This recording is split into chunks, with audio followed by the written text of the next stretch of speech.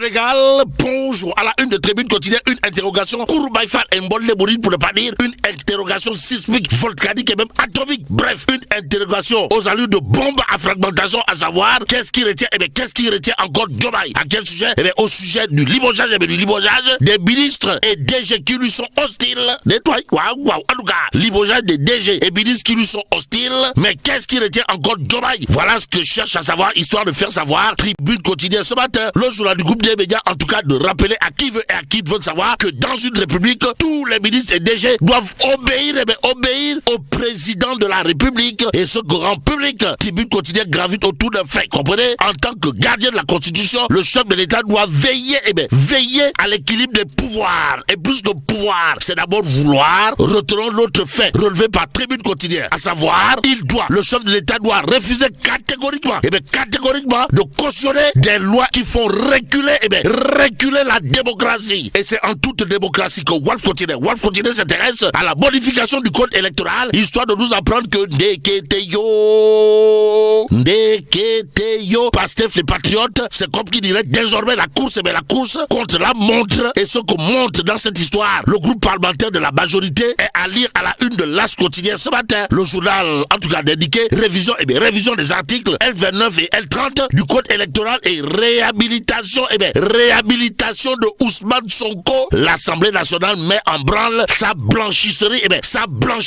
Nettoie, waouh. Bon, le texte sera examiné ce samedi en commission technique et en plénière mardi prochainement à l'Assemblée nationale. Vox Populi de renseigner qu'il sera question d'une plénière pour la modification de l'article L29 et L30 du code électoral. En tout cas, la conférence des présidents s'est réunie hier vendredi, indique Vox Populi, avant de renseigner la commission des lois, de la décentralisation du travail et des droits humains convoquée aujourd'hui samedi. Suffisant pour l'observateur L'Obs d'afficher à sa une crispation autour du calendrier électoral. L'Assemblée déclenche une tempête politique. De quoi s'agit-il, Wai? L'observateur L'Obs de renseigner alors que le ministre de l'Intérieur Ben Baba Cissé devait engager des concertations avec les partis politiques le 30 avril 2026, l'Assemblée nationale a crispé une partie de l'opposition en programmant en procédure d'urgence l'examen proposition de loi modifiant les articles L29 et L30 du code électoral. Aussi, un double agenda institutionnel qui alimente les soupçons de confusion au sommet, selon le coordonnateur du FDR, Oumar Sarr Dagana, qui sonne l'alerte et dénonce une démarche jugée, précipitée et politiquement risquée. Note l'observateur L'Obs. Dans le journal du groupe Futur Média, on peut également lire la société civile tente de jouer les médiateurs, pour ne pas dire les sapeurs-pompiers, histoire d'éviter une rupture du dialogue politique. D'où l'insistance de Aladji Moundiaï Cissé, témoigné de la société civile, directeur exécutif de l'ONG 3-2 et facilitateur de processus, qui considère à plus d'un titre dans l'observateur L'Obs ne pas aller à cette rencontre serait une erreur. Même si en politique les erreurs se payent cash. L'indépendant continue, en tout cas de noter article L29 et L30, modification du code électoral vers une plénière électrique, pour ne pas dire volcanique et même atomique. En tout cas, le journal Les Échos pour sa part d'afficher modification L29 et abrogation L30 du code électoral. Les députés adoptent la procédure d'urgence. Ainsi, la commission se réunit aujourd'hui, la plénière mardi, informe Les Échos avant d'ajouter le chemin balisé pour une candidature sans contestation de Ousmane Sonko. Rien que de Ousmane Sonko. En attendant de voir Prost, la porte du Bourroc, esquisser des pas de Djambadong et faire du mbelé à ses détracteurs. Retenons en tout cas ce que nous livre Source A. Le journal dédié réforme du code électoral. Début des choses sérieuses. En tout cas, les membres de la commission des lois convoqués ce samedi à l'Assemblée nationale pour l'examen de la proposition de loi numéro 11/2026 modifiant la loi numéro 2021-35 du 23 juillet 2021 portant code électoral. Bon, après son passage en commission, le texte pourrait être inscrit à l'ordre du jour d'une séance plénière dans les prochains jours, sauf report ou réaménagement du calendrier parlementaire, révèle Source à ce matin. Tribune quotidienne revient, histoire d'évoquer tentative de corruption des juges. Cheikh Gueye, l'accusateur d'Ismaïla Madior Fall, l'accusateur du professeur titulaire de chaire de classe X exceptionnel et président de commission au CAMES, Ismaïla Madior Fall, prend 6 mois de prison ferme et 10 millions d'amende.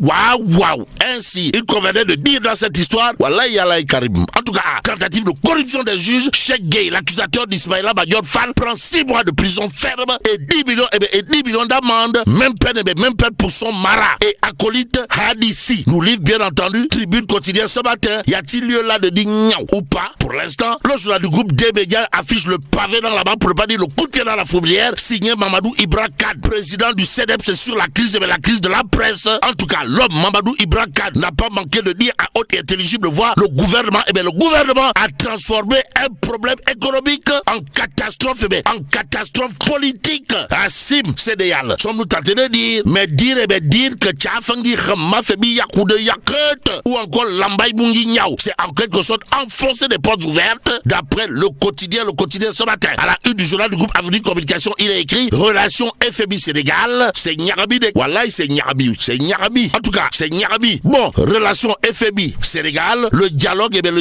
des sous persiste. Bon, la dernière visite de Diba et Sarr à Washington n'a donné aucun résultat, informe Wolf Quotidien. Le journal de révéler en tout cas les points de friction porte sur les fortes taxations, les TRS ou sur la gestion de la dette extérieure, précise le quotidien ce matin. À lire dans le journal du groupe Avenue Communication, la rubrique contrepoint, signé mon confrère Bachir Fofana, alias El Kabash, intitulé de New York au Broutilles de Sonko. S'agit-il là d'une histoire de départ ou gain d'arrivée mouche, pour ne pas dire d'une histoire de watch avion Yekti Sare Tumbam, que semble relever mon confrère Bachir Fofana, alias El Kabash, dans sa rubrique contrepoint, à lire dans le quotidien, dans le peuple quotidien. C'est mon confrère Baba Aïdara qui signe une rubrique intitulée New York a écouté, l'Afrique a ressenti le moment Macky Sall, en d'autres termes, Macky Sall au Gongo, Macky Sall Fatabarkallah, Machallah, car.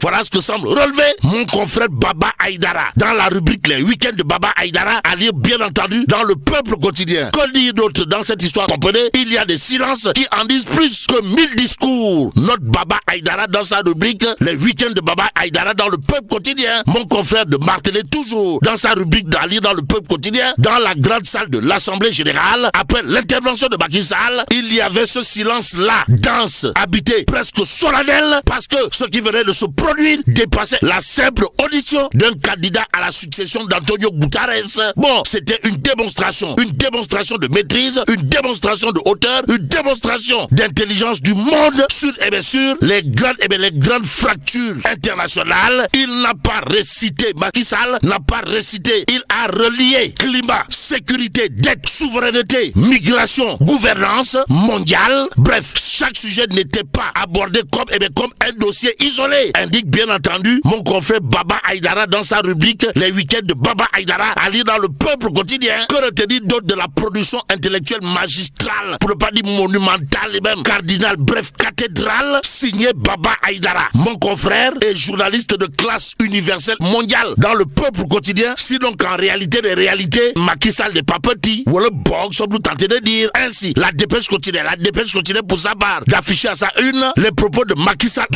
droit dans ses bottes. En tout cas, Macky Sall n'a pas manqué de dire à haute et intelligible voix, je serai le secrétaire général du monde. En attendant, terminons avec Tribune quotidien ce matin. Le journal du groupe des médias de parler d'opération de la brigade régionale d'hygiène à Dakar, histoire de renseigner 15 boulangeries fermées et plus de 11 000 baguettes de pain. Plus de 11 000 baguettes de pain impropres à la consommation saisies. Et là, bon, que Dieu préserve le Sénégal.